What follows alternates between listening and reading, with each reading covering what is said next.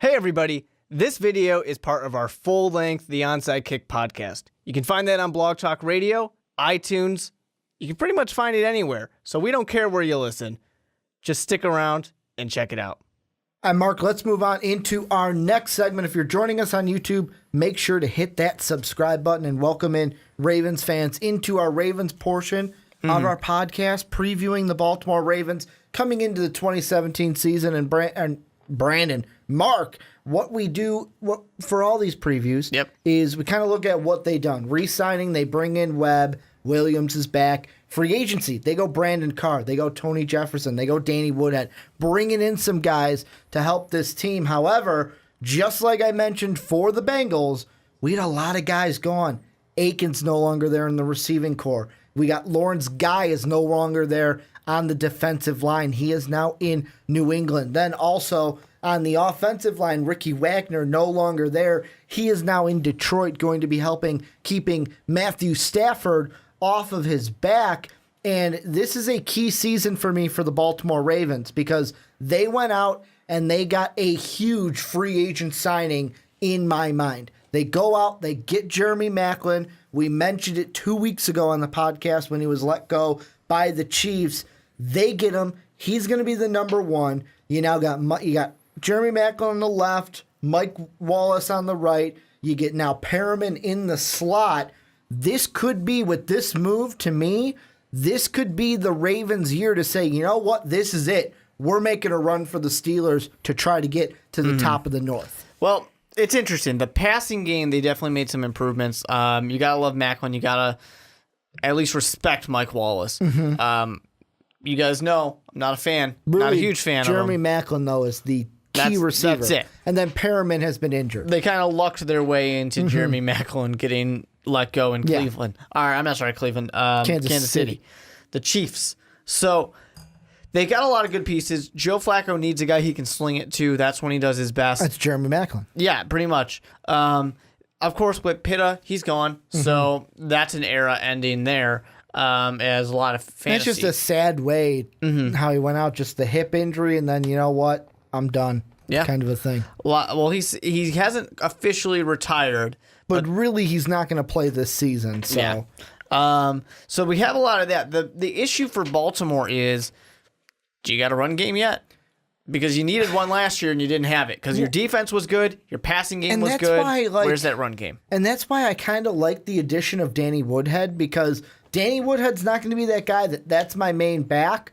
But what I think what they're going to try to do is kind of do running back by committee, where it's Taliaferro and Terrence West being the 1-2 punch running the ball. And then Danny Woodhead's going to be on those packages where it's like we're going to swing it out and pass it out to the running back, and he's going to be more of a pseudo receiver in the backfield than a true running back there behind with Joe Flacco. Yeah, I mean, you got to be a little creative when this is one of the worst running games last year in the NFL.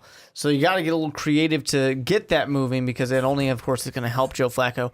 Now, having those really valuable weapons there with Wallace, with Maclin, that's only, of course, going to help. That's only going to help this running game get forward and get moving.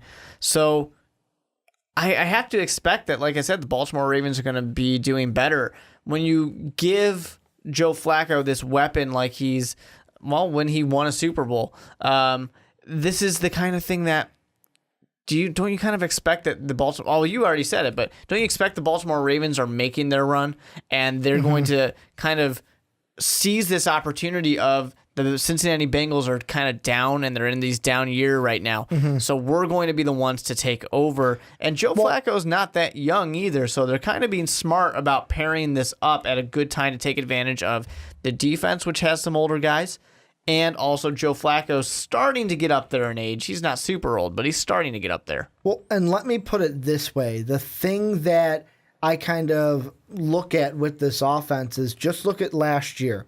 You had Joe Flacco, who had over 4,000 passing yards last year and threw a total of 20 touchdowns. Now, the interceptions, you want those to go down a little bit, through 15 INTs last year.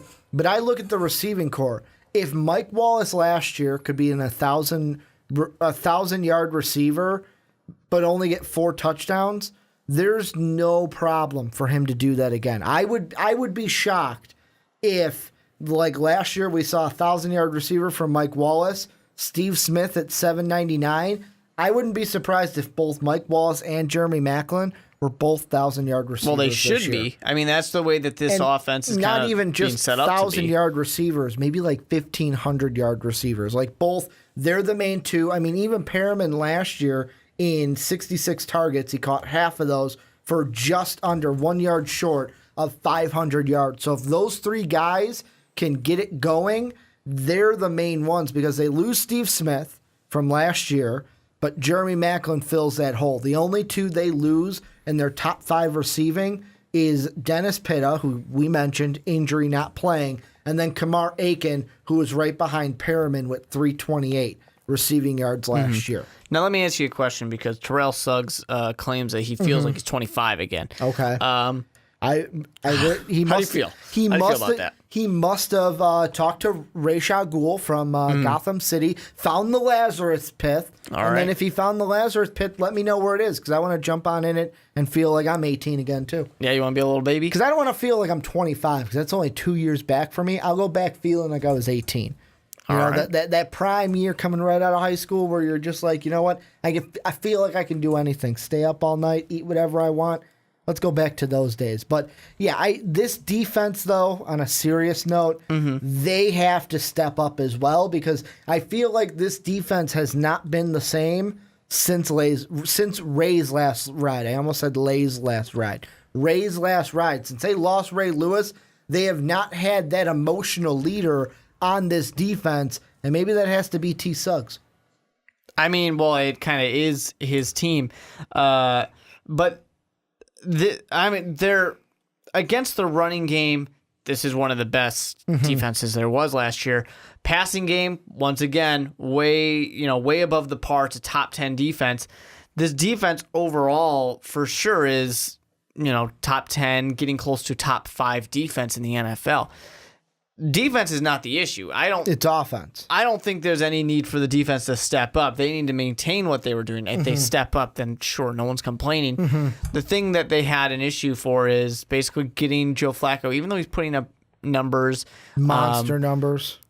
Yeah, I mean, pretty much. What was he, 47, you said? 47,000 or 4,700 yards. Be amazing, right? 47,000 new passing touchdown We're record. playing Madden on easy right now. No, he had 43-17 is what he had last year. All right, so I was overshooting him a little bit. By like 500 yards. Yeah. Well, by, an extra pyramid, obviously. Yeah. So, he put up some good numbers. The problem for me is not going to be Joe Flacco. The problem for me is not going to be Mike Wallace. It's not going to be Maclin. All these guys are going to be fine. It just comes back to my original statement of how is this running game going to perform? Because if that's not going well, and that's a true identity for the Baltimore Ravens, when they were their best, it was a strong defense with a great running back. That's what makes the Baltimore Ravens a good team. And that's the thing that kind of worries me. But looking at their schedule, their first 2 games do not worry me. You have the game at Cincinnati and the game against Cleveland at home. I'm sorry, those 2 opponents right now, they don't worry me. I think at Cincinnati has an extra level. Maybe because it's at Cincinnati, but it doesn't worry me, and I feel like the Ravens can get the win there. However, you look at the games from week 3 all the way until week 7, the week 3 game, I believe, since it's a 9:30 a.m. game, that's a London game, I believe, this year. It's them against Jaguars, Jacksonville. Plus Jacksonville's defense, they're the kind of unknown defense because we hype them up every year. They just got better on paper. I use my air quotes, better on paper. That could be a tough opponent if you don't have a run game. The Steelers, that's a divisional opponent. Yes, it's at home, but if you don't get a run game going, that might either be a shootout or they shut you down because you don't have a run game. Then you have Oakland. You need a run game against Oakland. The Bears are a question mark team because if that defense plays up to what we think it could be tough if they can stop the run. And then you got the Minnesota Vikings in Minnesota who that defense, if they look like they did the first 6 weeks of last season, that could be another tough game for them. So they could go 2-0, maybe 3-0, and then have a stretch of 4 games where it's like, whoa, getting by that with 2-2 was pretty good. Yeah.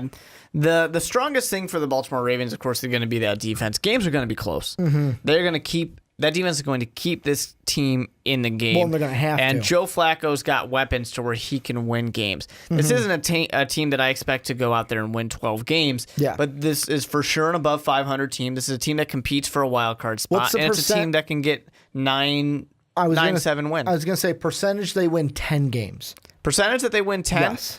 I would give... I'm pretty half between them being a 9-7 team and them being a 10-6 team. So I'll give it 50%. Because, I mean, I look at the games after that. Miami, question mark. I think they can win. Tennessee's going to be a toss for me. Green Bay will be tough. Houston, what kind of a Houston team are we going to get? And then, of course, you get the 3 divisional games. And then Detroit and Indy. Indy also being a team where, what kind of team are we going to get? Because usually we think, oh, Indy's going to be good. And then Andrew Luck gets injured. And then they're not good because they don't have Andrew Luck on the field. But this Ravens team, I kind of am leaning towards, and I know it's not our official predictions, but I am leaning a little bit towards having them as one of the wild card teams. I feel like them and the Raiders right now are kind of like my preliminary feeling it out wild card teams for this year. When we get to our predictions, obviously those will have to be set in stone, and I'll have to make a decision on that. But the one thing I did want to mention when it came to the run game, because I didn't want any Ravens fans, they probably already mentioned it in the comment section, but the one thing that would be interesting, and last year he was the second leading rusher with 382 yards on 88 carries, was Kenneth Dixon. He's entering his second season with this team. He's not listed on the depth chart, but that's because he is suspended the first 4 games of the year for violating the league's policy on performance-enhancing drugs. So they are not going to have him for their games against the Bengals, the Browns, the Jaguars, and the Steelers to start the year. Yeah. And with a guy like Danny Woodhead, I mean, it makes it a little bit muddy. If you're going to miss those 4 games and Danny Woodhead's performing well, you might not get too many carries anymore. You might lose your spot. Yeah. Or if Terrence West or Taliaferro aren't doing well, because I don't see Danny Woodhead being that guy that they say, you're the main back, go get him, bro. I feel like maybe then Dixon can come in and say, you know what, I'm going to work to get back there and maybe be the main guy, or can just contribute for this Raven team. But before we move on into the Steelers, anything that you think we didn't talk about with the Ravens? Well, something important is that I hope John Harbaugh doesn't call anybody bro. That needs to be said. John Harbaugh has no right saying those words. So no bros out of the Harbaughs? No, it doesn't need to be either said. of them, Jim or John? No, those would be the guys who are trying really hard, and everyone's like, dude, just stop. Did you hear the big news about his brother Jim? What's up? This season they're going to bring the Obamas in for to be honorary captains for a Michigan Wolverines football game. Do the Obamas have any relation to Michigan? I don't think so. I don't think so either. I have no idea. I just saw it on Snapchat and I'm like, huh, that's kind of cool. I know guess, Michelle, if I remember right, went to Harvard. Yes. And Obama was a professor at U of Chicago.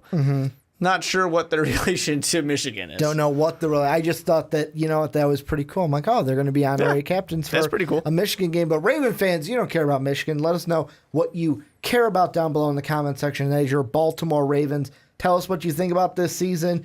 Tell me about the run game. Are Mark and I harping too much on the lack of a run game? Is it really a concern for you guys? Let us know down below in the comment section. Well, I hope you enjoyed that. And don't worry, there is plenty more where that came from. You guys can check it out right over here. Click that video, start watching it, and just stick around on Most Valuable Podcasts.